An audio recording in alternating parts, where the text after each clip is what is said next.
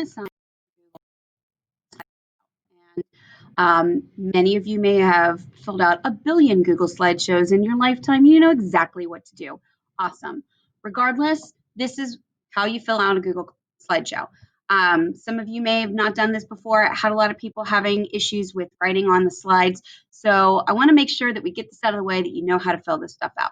So here's what you do. This is what your screen should look like. You've got an art assignment. This one, Miss Bazika reassigned to me so I could use the student view. So your assignment will say whatever the title of the assignment is. You're going to open the Google Slides. It might take a minute. Once you've opened it, you're going to find the slideshow, and hopefully my graphics that I tend to apply won't take forever to load.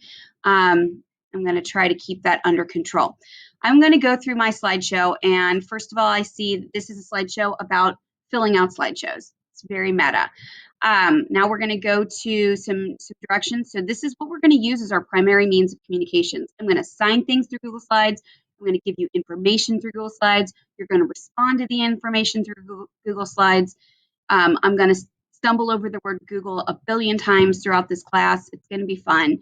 And then when you work on projects, when you finish, you're going to take a photo of your work and you are going to insert that into the final slides. And usually you will have a response about your artwork. So these Google Slides are going to sort of hold all of our information from week to week. So I'll assign the slideshow at the beginning of the week that has your week's tasks. By the end of the week, you should have everything filled out, including the project.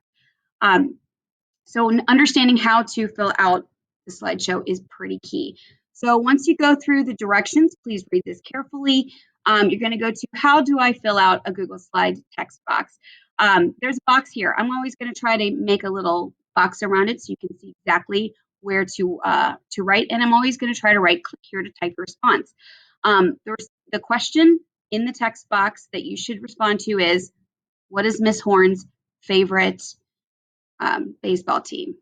It's the Cincinnati Reds. I'm not that original, but I'm a hometown girl. So I'm going to, you can highlight that, or you can just click and write.